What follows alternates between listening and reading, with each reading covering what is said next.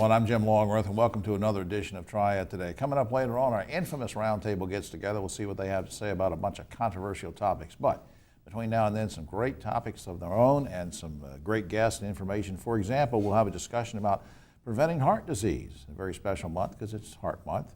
We'll also talk to two lovely ladies about a special kind of job training that's available. You might be interested in that. And Dave Briggs will be here to tell us what's coming up at the High Point Theater, that and much more. But first, we start out talking about what's new in Ram land, Winston-Salem State University. Three big questions. What's been going on? What's going on now? What's coming up? And there's only one man that can answer all those questions, and he's right next to me. On my right is the Honorable Chancellor of Winston-Salem State University, Dr. Elwood Robinson. Welcome back to the show, sir. I'm glad to be back. And Happy New Year. Happy New Year and all of that. I missed you. Yeah, well, I hope not too much, you know. I want to talk about some changes coming to Winston-Salem State University in 2019. I'm going to throw out some phrases that you had emailed me, and you just mentioned something about it. All right. New science building. Brand new science building, part of the NC Connect bond, one of the first buildings to go up as part of a new money that was allocated to the UNC system. It's going to change the face of science at Winston-Salem State University. It's going to anchor our new science district. If you're coming into town off of 52, you'll see it. It's up. We should be indoors sometime at the end of the year. Wow, that's pretty cool. And sort of hand in hand with that, expansion of public health programs. Now, is that sort of connected? Is the building going to enable you to do a lot of different things? Absolutely. It's going to create, in terms of how we do science, it's going to merge some of our sciences with our health sciences. So we got some new programs in public health that we're very excited about. It's a continuation of our improvement of the work that we're doing in health sciences, as you know, one of the leading universities in the state and Absolutely. In the region. Always has been. And we talked about before, I mean, as a little boy growing up in Winston-Salem, you know, friends of mine and their moms, you know, would go through nursing school there and talk about how great it was. New research programs? New research programs is that we are now becoming, I think, an institution where we're getting more and more research dollars, and we're doing more and more with the community. All of our research is around health sciences, trying to improve our community from a health standpoint, from an educational standpoint, and from an economic standpoint. We're now building a big presence in that focus. Doing a lot of outreach. Yes, indeed. Programming for new design studios, what does that mean? New design and innovation, we have actually partnered with the School of Arts for design studios, tackling big problems. What are some of the big problems in equity, looking at how we can improve transportation and the conditions of our folks in our community. We're partnering with UNC School of the Sciences and Arts and Sciences, Yeah, right. And to be able to do that. And then finally, Bowman Gray Stadium improvements. Bowman Gray, the city, partnered with the city, almost $10 million of improvement to Bowman Gray. We're going to make it a true Ram experience. Probably have a new feel there, new branding for Rams, but it's a true partnership with this city, and I think it speaks to how this city feels about Winston-Salem State. Absolutely. That's going to happen starting this year, but it's going to take a couple years to be able to get that done. I've been going to Bowman Gray since in the 1950s, Right. when I was a little boy, and you're right. I mean, it needs to be fixed up, and it's going to be great. Now, the university is celebrating a 50th anniversary of something. You said there was you were 50th anniversary of being a university. as it was Winston-Salem College. It was a college, and in 1969 it became a university. And so 50 years of being in that space, we think that's something to be proud of. It speaks to the history of the university, but the transformation of the university over that 126-year history. Absolutely. Yeah. And before time gets away from us, anything else you want to mention or that you're excited about or that might be coming up? You want to give anything? Really, Jim, you know, you have been, such a big partner with us since I've been here, and it would probably surprise you that I just completed my 4th year. I'm starting my 5th year. Wow. So we're talking about all these great things that Wow. are happening. It's an anniversary for me, and this year as well. Coming up on the 5th year. 5th year. Congratulations. And up on screen is something I want everybody to celebrate going to. Go on to wssu.edu. Pay a visit to that website, folks. You'll like it. A lot of good information there if you're thinking about going there, if you're thinking about taking courses there, if you're thinking about applying there for a job, all those things. Just take a look at that website if you would. For our radio audience, again, it's wssu.edu. Congratulations on the 50th anniversary. Congratulations on coming up on the 5th year. You're a credit to the whole community, and thanks for doing all the great stuff you're doing. Thank you so much, Jim. Thank you. Always a pleasure. All right, Chancellor. All right. We'll be right back after Triad Today. I always like to talk with the good folks from Goodwill and find out all the great things they're doing, but we have a treat today because one of our good friends at Goodwill brought a special guest with her. So I want to introduce you to these two lovely ladies. On my immediate right is our special guest. Lena Younger is a program recruiter for a company named TransTech. We're going to find out what that's about in just a second. And next to her, our good buddy Tempe Albright, who's skills training and business development manager, wears about 100 different hats over at Goodwill Industries in Northwest North Carolina. Welcome, ladies. Good to see you. Thank you. Good to see you. Always good to be back. Well, I'm glad to have you, and I want to give our director, Lori Bates, a little heads up. I want to start over here with Tempe just for a quick thing, and then she said, after that, I'm gone. I'm leaving. You just talked to Lena the whole It's all time. her. No, seriously, Tempe, how did Goodwill come to partner with TransTech? Well, we actually had done truck driver training in the past, and the economy got bad, the recession. And people weren't getting jobs, people weren't hiring, and the companies that were hiring were very picky. And then those same companies, years later, were calling me back Needed saying, people. yeah, we'll take your students now. And I said, oh, I guess we need to get Yeah. a training again. Yeah. And heard good things about TransTech and reached out to And it's to worked them. out very well. Yes. Lena, let me spend some time with you now. Now, tell us just very quickly, what is TransTech so we'll know? So TransTech is basically a CDL training program, training school. All right, now what are the qualifications if I want to enroll in the truck driving school that you have there? What qualifications do I need? I mean, we have a short application, but basically we want to take a look at your driving record, and that is most important. Right, so if I've had a lot of accidents and what, you don't want me, is it? Oh, possibly. Yeah, with accidents, DWIs, things Yeah. of that nature are Yeah. they're gonna pose some barriers. Now, is it expensive to take this course and learn? Well, is there a fee, first of all? There is a fee. Okay. It's relatively inexpensive compared to other schools in the Okay. area. Now, how long does the training last? The training is 4 weeks. The program, because we have several schools, but the program we have here in Winston is our full-time program, and it's 4 weeks, 160 hours. Now, I know this is a stupid question, but I'm hoping you're going to say that there's a lot of driving involved, because otherwise I wouldn't think they're just sitting in the classroom all the time. That is true. It's composed of a little classroom time, and then the rest is basically driving time, the rest of the 3 weeks. Yeah, and Tempe, you mentioned earlier, I just want to say very quickly that, when the recession hit, of course, maybe there weren't demands, but there is a demand for truck driving now, right? Huge demand. In fact, the students, when they complete, their biggest concern is which job to take. So that's a nice problem to have. The folks coming through the Goodwill system are in demand. Maybe this is going to catch you off guard, and you don't have to be specific, but I mean, is it good pay to be a truck driver? Yes. Yes. Average new truck driver will come in at about $42,000. Okay. Now, of course, that's a great story. That's a great success story. But in the meantime, you said there is a fee for getting in there. Is there financial assistance available in case I can't quite come up with a fee? Yes, because of our partnership with Goodwill, they offer a partial scholarship, and there's also funding through NC Works. They have That's right, grant yeah. funding programs. Some of the community agencies also support the CDL training. And that's a good investment because, yes. They say, okay, you're going to get this job, you're going to make good money, you're going to pay taxes, and you're going to help the community. So I think it works all the way around. Yes. And I'd like to put a special thanks to the Winston-Salem Fairgrounds. They let us use the Midway Wow. at no cost. For the training, the truck Yes. driver training. That's pretty neat. I think I was in the middle of that one night with went over there parking and everything. No, it wasn't the trucks.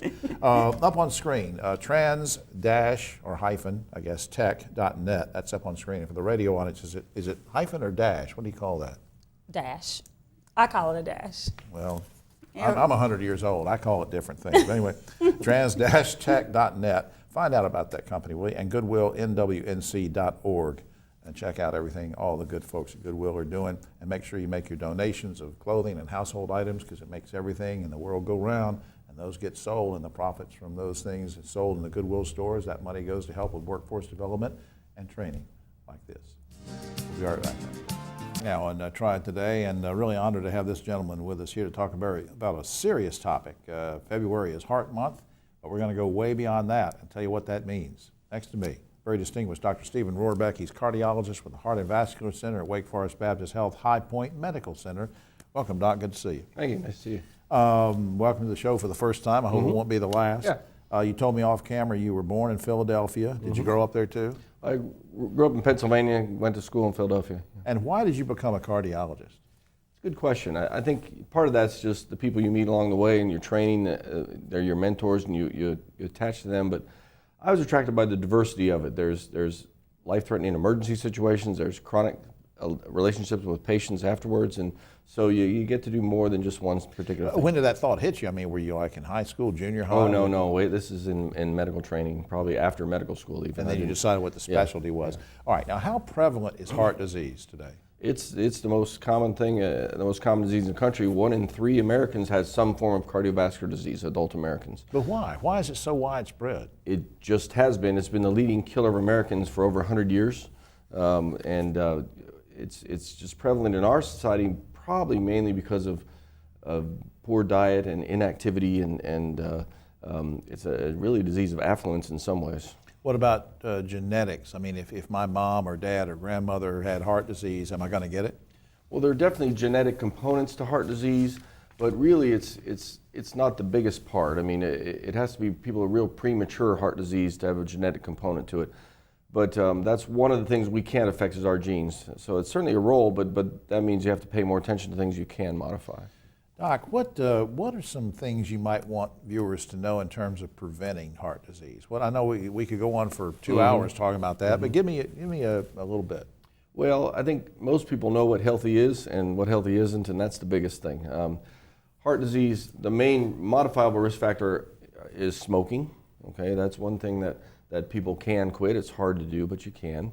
The second big thing is activity. Be more active, get in shape, lose a little weight, take the stairs, that kind of thing. And then the third thing is knowing your cholesterol, taking care of that, knowing your blood pressure, taking care of that, and things you can modify to make yourself better.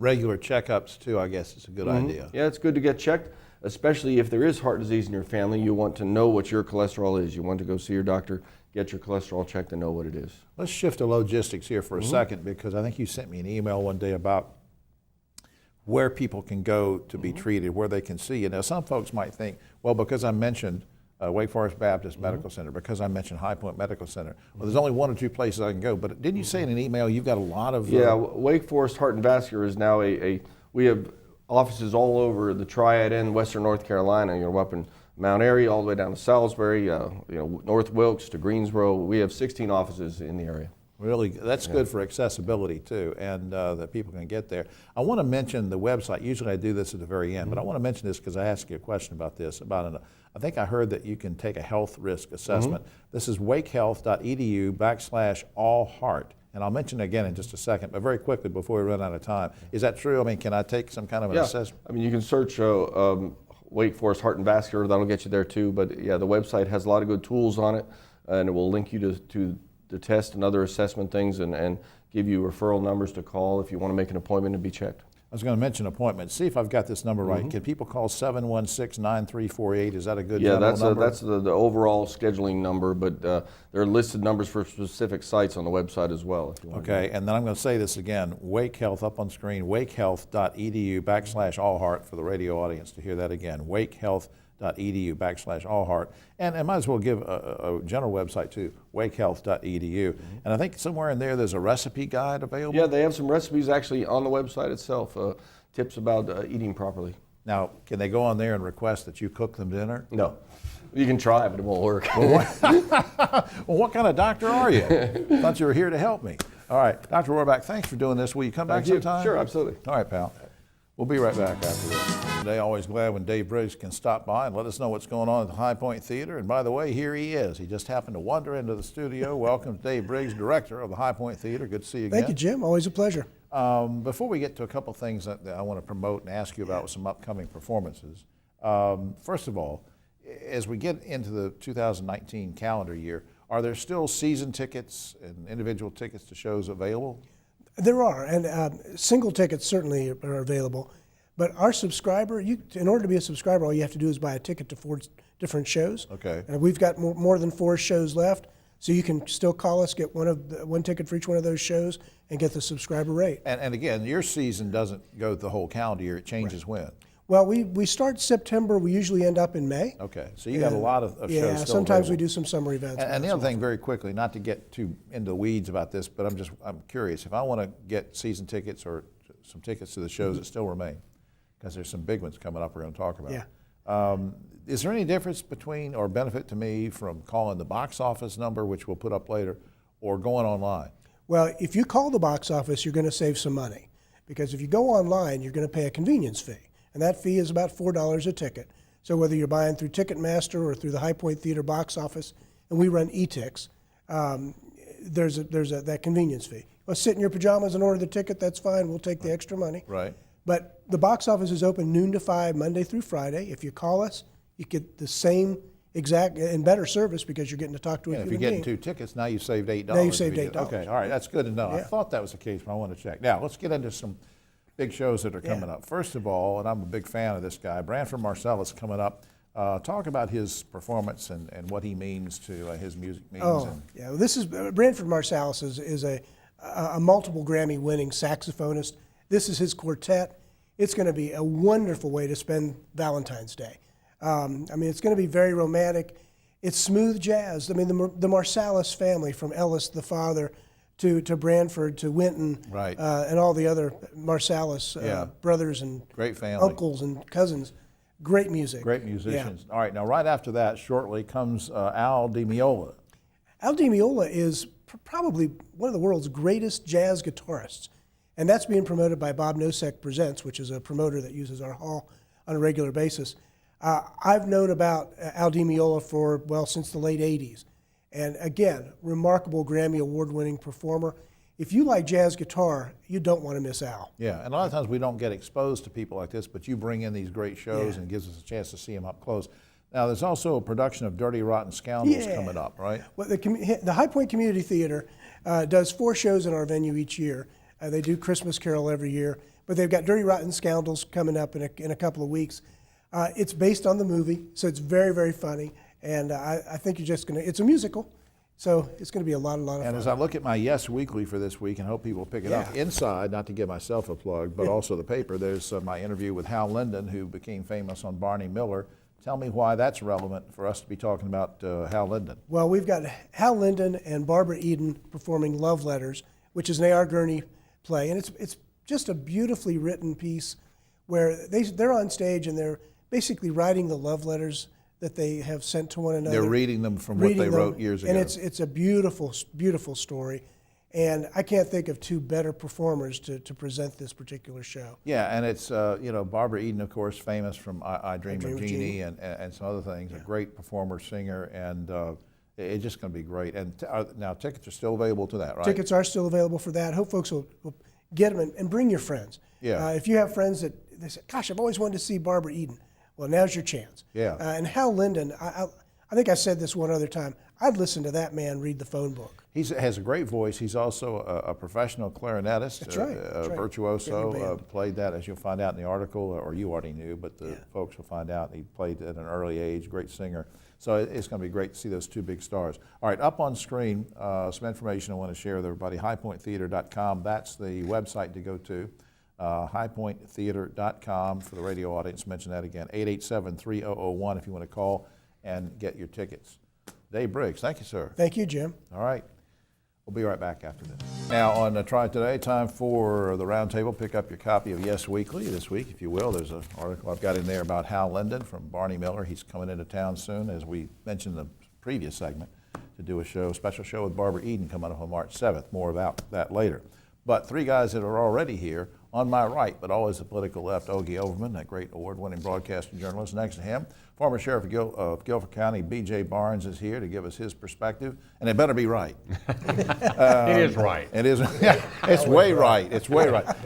And then you just saw Dave Briggs from High Point Theater here a few minutes ago doing a segment about the theater. Why is he here? We had a last-minute call from Keith Granberry, who is hung up in D.C., as everybody is. And Dave agreed to fill in for him. So, Dave, you're going to have to answer everything the same way Keith I'll do the best I can. All right, guys, let's start out by something. Seriously, this is something that bothers me. Last week, a video was posted by a group of Reagan High School students in which they shouted racial slurs. It went about 10, 11 seconds, but it went everywhere. the students were temporarily suspended. Guys, it's not just the kids. It seems like every week we're hearing this about an adult or a kid or somewhere that people are making these racial slurs. They either get no punishment or suspension, or if it's an adult, a slap on the wrist. Isn't it time that we start arresting people for hate speech to do things like this? Ogie.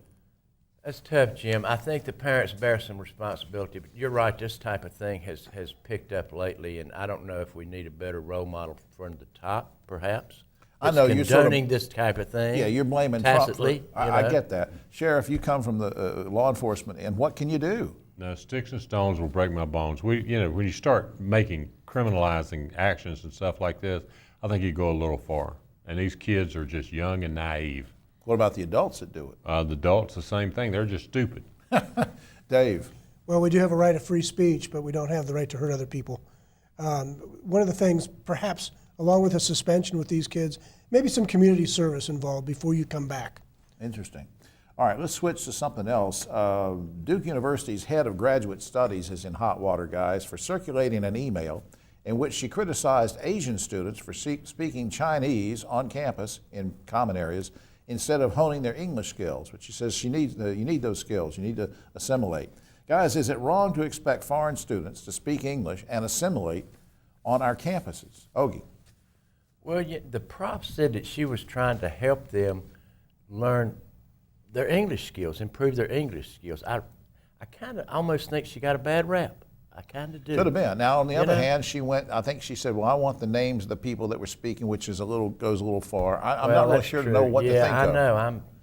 BJ, any thoughts? Well, I went to a Chinese college. They'd expect me to speak Chinese. And I have no problem with the fact that since tax dollars are paying for it, if you had to put an extra translator in there just for that particular person for that particular class, then we, the taxpayers, are going to pay for that. Not at Duke. Well, BJ. Duke's private. He said colleges. Colleges, I did sort of make it a broad thing. Dave. Yeah, I don't know so much about this Duke incident, but for instance, the LPGA requires the Asian golfers to come to learn English so that they can do proper interviews. So I don't know if that was part of the mindset with that professor or not. I don't know if we know enough about it. We'll give her the benefit of the doubt on that. Speaking of colleges, Notre Dame has decided to cover up 12 murals that were painted in the 1880s, 12 murals that depict scenes in the life of Christopher Columbus. Now, the cover-up is done because they felt that Native Americans in the murals are shown in submissive poses. Guys, you okay with Notre Dame covering up murals, or any college doing this, which were painted in the 1880s? Okay. Well, I hate art censorship. I mean, the way we've treated Native Americans throughout history is criminal. But at the same time, do you really want to censor art? Is that the way we want to go about this problem? I don't think that's really the solution. BJ. The hypocrisy of the left never ceases to amaze me. Here they are offended, and they count it as being hate. Something is in 1880, but yet they feel a crucifix in urine, and a bottle of urine is art. I mean, that's the problem. Dave. Yeah, it's a very disturbing trend. They're a private institution. They can do with their walls whatever they want. Maybe they can get Banksy to come in and have a wall and have it shred afterwards. Yeah, I don't know what they're going to do. Now, this next one, all of you have sort of an interesting perspective. Ogie has booked a lot of musical acts and things. BJ comes to it from a law enforcement side. Dave Briggs, of course, booking acts all the time. Last month, a number of concert goers overdosed during a performance by, I think it's Bass Nectar or Bass Nectar, at the Greensboro Coliseum. One person even died from the OD. Since this concert has been tied to widespread illegal drug use in the past, guys, shouldn't the Coliseum management have refused to book the act in the first place? Ogie? Another tough call. I don't like censoring music. We've been through this before with the Coliseum with some dead shows and some rap shows that were violence and there's been drug use.